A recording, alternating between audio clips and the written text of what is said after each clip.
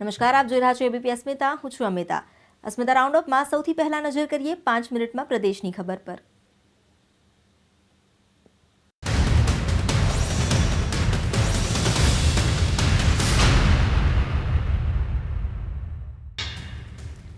અમદાવાદ જિલ્લામાં અકસ્માતની ઘટના બની. બગોદરા પાસે 3 કાર વચ્ચે અકસ્માત થયો છે. લોલિયા ગામ પાસે થયેલા અકસ્માતમાં 3 લોકોના મોત થયા છે, જ્યારે 8 ઈજાગ્રસ્ત છે. ઈજાગ્રસ્તોને હાલ બગોદરાની હોસ્પિટલ ખસેડવામાં આવ્યા છે. શનિવારે મોડી રાત્રે 3 કાર વચ્ચે અકસ્માત સર્જાયો. અકસ્માત એટલો ગંભીર હતો કે 3 લોકોના મોત ઘટના સ્થળે જ થઈ ગયા. અમદાવાદમાં રહેતા હરીશભાઈ પરમાનંદ રાધાસ્વામી મંદિરે જઈ રહ્યા હતા. અમદાવાદના ચાંદખેડામાં એક વિદ્યાર્થીની પર બળાત્કાર થયો હોવાની ફરિયાદ નોંધાઈ છે. ધોરણ 12 સાયન્સને પીપી પટેલ નામના પ્રાઇવેટ ક્લાસીસ ચલાવતા પ્રકાશ પટેલે 16 વર્ષની વિદ્યાર્થીની પર બળાત્કાર ગુજાર્યો હોવાની ફરિયાદમાં નોંધણી કરવામાં આવી છે. વિદ્યાર્થીનીએ આક્ષેપ કર્યો છે કે તેને કેફી પ્રવાહી પીવડાવી બેભાન કરી શિક્ષક પ્રકાશ પટેલે તેના ફોટા પાડી દીધા હતા અને ત્યારબાદ વિભત્સ ફોટા અને વિડીયો ઇન્ટરનેટ પર મૂકવાની ધમકી આપી 8 મહિના સુધી અનેક વખત દુષ્કર્મ આચર્યું હતું. આટલું જ નહીં, આરોપી પ્રકાશ પટેલે અમદાવાદ બહાર મહેસાણા પાસે ગેસ્ટ હાઉસમાં લઈ જઈને પણ બળાત્કાર ગુજાર્યો હોવાનું વિદ્યાર્થીનીએ જણાવ્યું. પોલીસે ફરિયાદ નોંધી શિક્ષકને પકડવાની કાર્યવાહી હાથ ધરી છે. હાલ ફરિયાદ બાદ શિક્ષક ફરાર છે, જેની શોધ ચાલી રહી છે. સુમનદીપ વિદ્યાપીઠના સંચાલક લાંચિયા મનસુખ શાહને શનિવારે કોર્ટમાં રજૂ કરવામાં આવ્યો હતો, જ્યાં તેને વધુ 2 દિવસના રિમાન્ડ પર મોકલી આપવામાં આવ્યો. પણ કોર્ટની બહાર નીકળતા મનસુખ શાહ પર લોકોને રોષ જોવા મળ્યો. લોકોએ લાંચિયા મનસુખ શાહનું મોઢું કાળું કર્યું. મનસુખ શાહ પર શાહી ફેંકવામાં આવી. સાથે જ કોર્ટ બહાર લોકોએ ભ્રષ્ટાચારીને સજા કરુના સૂત્રોચ્ચાર પણ કર્યા. આ પહેલા ગયા વખતે જ્યારે મનસુખ શાહના મળતિયાઓને કોર્ટમાં રજૂ કરાયા હતા, ત્યારે તેના પર શાહી ફેંકવામાં આવી હતી, પરંતુ તે સમયે મનસુખ શાહ પોલીસના આશીર્વાદથી બચી ગયો હતો. અમેરિકામાં વડોદરાના અવાખલ ગામના હરનેશની ગોળી મારીને હત્યા કરવામાં આવી. સાઉથ કેરોલિનામાં રહેતા ગુજરાતી બિઝનેસમેનની ત્યાંના જ લેન્સ્ટર વિસ્તારમાં ગોળી મારી હત્યા કરી દેવાઈ. હરનેશનો અમેરિકામાં પોતાનો સ્ટોર છે. તે ગુરુવારે સ્ટોર બંધ કરી ઘરે આવ્યા ત્યારે ગેટ પર જ તેમના પર ફાયરિંગ કરવામાં આવ્યું. એક બાદ એક હરનેશને 3 ગોળીઓ ધરબી દેવામાં આવી. હરનેશના પિતા જયંતિભાઈ પોતાના પરિવાર સાથે છેલ્લા 14 વર્ષથી અમેરિકામાં રહેતા હતા. હરનેશની પરિવારમાં તેની એક પત્ની અને સોનલ અને તેનો એક નાનો પુત્ર પણ છે. હરનેશની અમેરિકામાં હત્યાથી હાલ ચિનોરના અવાખલમાં આવેલા પરિવારજનોમાં શોકનું મોજું ફરી વળ્યું છે. છેલ્લા 2 વર્ષમાં અમેરિકામાં કુલ 12 ગુજરાતી લોકોની હત્યા કરાઈ છે. સુરતમાં ભાજપના ધારાસભ્ય નરોત્તમ પટેલે નાયબ મુખ્યમંત્રી નીતિન પટેલ અંગે વ્યથા ઠાલવી. નરોત્તમ પટેલે કહ્યું કે નીતિન પટેલ મુખ્યમંત્રી ન બનતા તેમને આંચકો લાગ્યો. સુરતમાં યોજાયેલા પાટીદાર સમાજના એક કાર્યક્રમમાં બોલતા નરોત્તમ પટેલે વ્યથા ઠાલવી.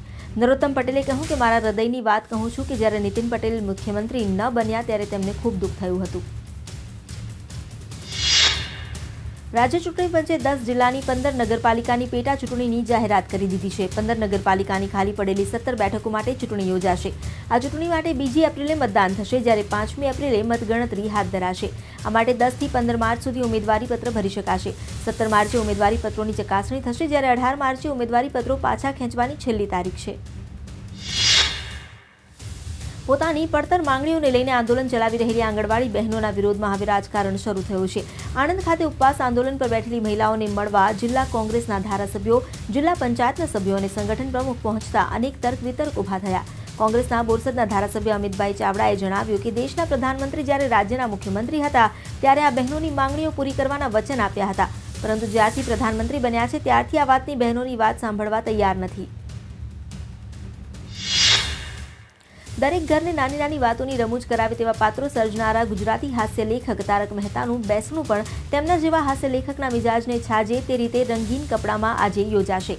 તારક મહેતાએ 1 માર્ચે દુનિયાને અલવિદા કરી, લોકોને આજીવન હસાવ્યા અને મૃત્યુ બાદ પણ દુનિયાને ખુશ કરી જવાની ભાવનાથી તેમના દેહનું પરિવારે દાન કર્યું. તેમની વિદાય બાદ વિનોદ ભટ્ટે ખરું જ કહ્યું હતું કે તેમના માટે તેઓ ગુજરી ગયા ન કહેવાય, જીવી ગયા કહેવાય. તારક મહેતાની હાસ્યાંજલિ સભામાં આવનારા પરિવારજનો તેમજ ચાહકોને તારક મહેતાના પત્ની ઇન્દુબેન મહેતા, પુત્રી ઈશાની શાહ સહિતના પરિવારજનોએ અનુરોધ કર્યો છે કે તારકભાઈના મિજાજને અનુલક્ષીને સફેદ વસ્ત્રો પહેરવા અનિવાર્ય નથી. તારક મહેતાએ એકવાર કહેલું કે તેમની અંતિમ યાત્રા એવી હોવી જોઈએ જેને જોઈને પણ લોકોમાં માત્ર હાસ્ય જ ઉપજે. તારક મહેતાના સન્માનમાં યંગસ્ટરે સોશિયલ મીડિયા પર ઊંધા ચશ્મા પહેરેલી તસવીર મૂકવાનો ટ્રેન્ડ કરેલો. હવે તેમનું બેસણું રંગીન કપડામાં યોજાવા જઈ રહ્યું છે. શહેનાઈ બિસ્મિલ્લાહ ખાનને ગુરુ માનનાર તેમના દત્તક પુત્રી પદ્મશ્રી સોમા ઘોષ અમદાવાદની મુલાકાતે હતા. તેમણે કર્ણાવતી ક્લબમાં એ બિસ્મિલ્લાહ નામના શાસ્ત્રીય સંગીતના કાર્યક્રમમાં લોકોને મંત્રમુગ્ધ કર્યા. પદ્મશ્રી સોમા ઘોષે એબીપી અસ્મિતા સાથે વાત કરતા જણાવ્યું કે આજે ડીજે અને વેસ્ટર્ન મ્યુઝિકનો સમય છે, છતાં હજુ પણ બિસ્મિલ્લાહ ખાનના શહેનાઈના સુર લોકોને અલગ પ્રકારનો અહેસાસ કરાવે છે. એવોર્ડ વાપસી પર તેમણે જણાવ્યું કે કોઈપણ પુરસ્કાર લોકોના પ્રેમથી મળતો હોય છે, જેથી તે પ્રેમ પોતાની પાસે રાખવો યોગ્ય છે.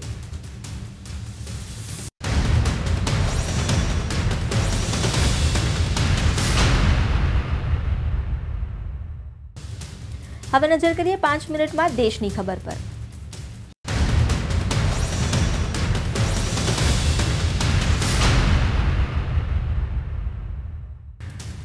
પ્રધાનમંત્રી નરેન્દ્ર મોદી યુપીમાં 7મા તબક્કાની ચૂંટણી માટે પ્રચાર જોરશોરથી કરી રહ્યા છે. પ્રધાનમંત્રી તેમના સંસદીય ક્ષેત્રમાં આજે બીજા દિવસે પણ રોડ શો કરશે, પરંતુ ભાજપ આને રોડ શો નથી કહી રહી. ભાજપનું કહેવું છે કે પ્રધાનમંત્રી નરેન્દ્ર મોદી વારાણસીની જનતાના દર્શન કરશે.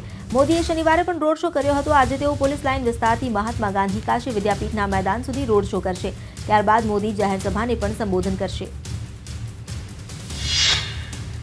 પ્રધાનમંત્રી મોદી જોરશોરથી વારાણસીમાં પ્રચાર કરી રહ્યા છે, તો કોંગ્રેસના ઉપાધ્યક્ષ રાહુલ ગાંધીએ પૂરું ધ્યાન યુપી પર લગાવ્યું છે. સપાની સાથે ગઠબંધન બાદ રાહુલ ગાંધી ખૂબ જ ઉત્સાહિત છે.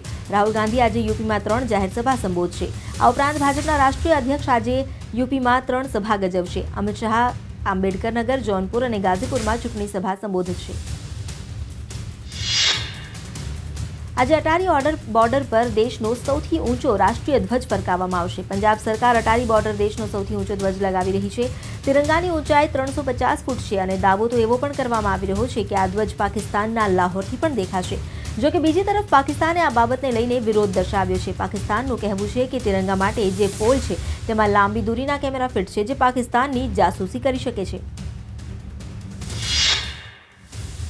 એનડીએ સરકારમાં મંત્રી ગિરિરાજસિંહે મુસ્લિમોની જનસંખ્યા પર ટ્વીટ કર્યું. તેમણે ટ્વીટમાં કહ્યું છે કે ભારતમાં મુસ્લિમોની વસ્તી એટલી છે કે હવે તેમને લઘુમતીઓના દરજ્જાથી બહાર કરી દેવા જોઈએ. સાથે તેમણે એમ પણ કહ્યું કે આજે દેશને લઘુમતીઓની પરિભાષા પર એક ચર્ચા કરવાની જરૂર છે. ઉત્તર પ્રદેશ વિધાનસભા ચૂંટણીના 6ઠ્ઠા ચરણમાં 7 જિલ્લાની 49 બેઠક પર શાંતિપૂર્ણ મતદાન થયું. આ ચરણમાં આશરે 57% મતદાન થયું. રાજ્ય નિર્વાચન આયોગ મુજબ સાંજે 5 વાગ્યા સુધીમાં આશરે 57% મતદાન નોંધાયું છે.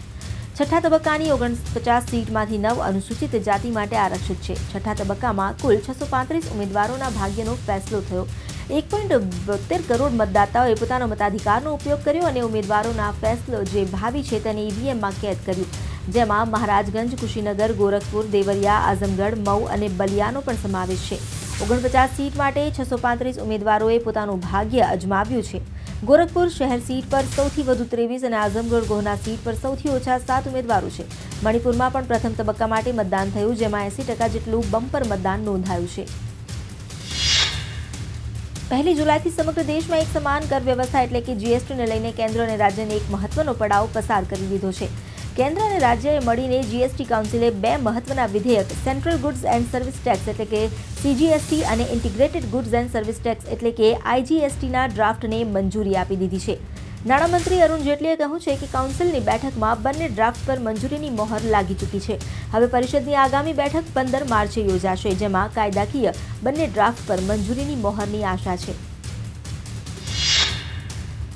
મુંબઈના મેયર પદ માટે ફોર્મ ભરવાના સમયના અડધા કલાક પહેલા શિવસેના અને ભાજપ વચ્ચેની મડાગાંઠ ઉકેલાઈ ગઈ.